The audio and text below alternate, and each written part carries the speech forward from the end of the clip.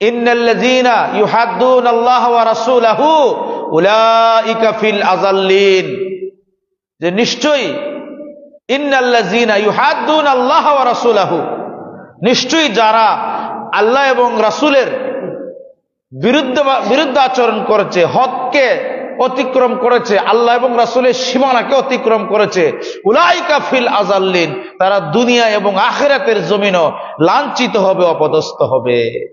আল্লাহর কোরআন সূরা মুজাদালায় আল্লাহ বলছেন যে আমার বন্ধুর সীমানা এবং আমার সীমানা যারা অতিক্রম করবে তারা দুনিয়াতে লাঞ্ছিত হবে, অপদস্থ হবে এবং আখিরাতে লাঞ্ছিত অপদস্থ হবে। একটু আগে বললাম না যে প্রিয় নবীর হদকে আমরা কে অতিক্রম করতে পারবো না, যতই আমরা বাহাদুরি করি না কেন, এটা সম্ভব না, আপনারও না, আমারও না, কারো সম্ভব নাই। এজন্য আল্লাহ ফতোয়া দিছে কোরআন শরীফের মাঝে, আল্লাহু আকবার। এটা আমরা বলি এই তুই আল্লাহর সীমানা পারিস না, এই কথাটা বলা বেদাতি।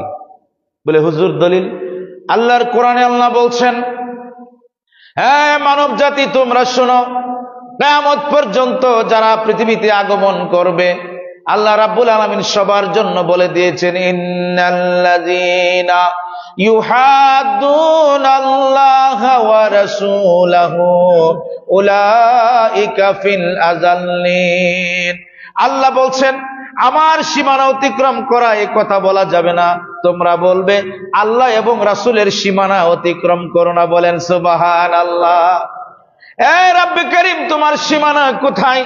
আল্লাহ বলে আমার তো কোনো সীমানা নাই, আমি অসীম, আমি সসীম না, আমার কোনো সীমানা নাই, আমার কোনো পরিসীমা নাই।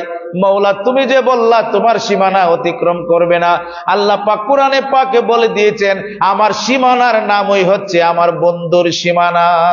সুবহানাল্লাহ। মানে আমার বন্ধুর সীমানা পার হওয়াটাই আমার সীমানা পার হওয়া যায়। এটা কোরআন। এই মোল্লাটি ওয়াজ করবে না, খালি আল্লাহরে নিয়ে করে। আরে বেটা তোর আল্লাহ কোন দিন আমরা চিনছি? তোর আল্লাহর তো কোনো নামও ছিল না, কিছুই ছিল না, একটা গোপন ছিল। তোর আল্লাহকে পরিচয় করে দিয়েছে প্রিয় নবী। বলেন না সুবহানাল্লাহ।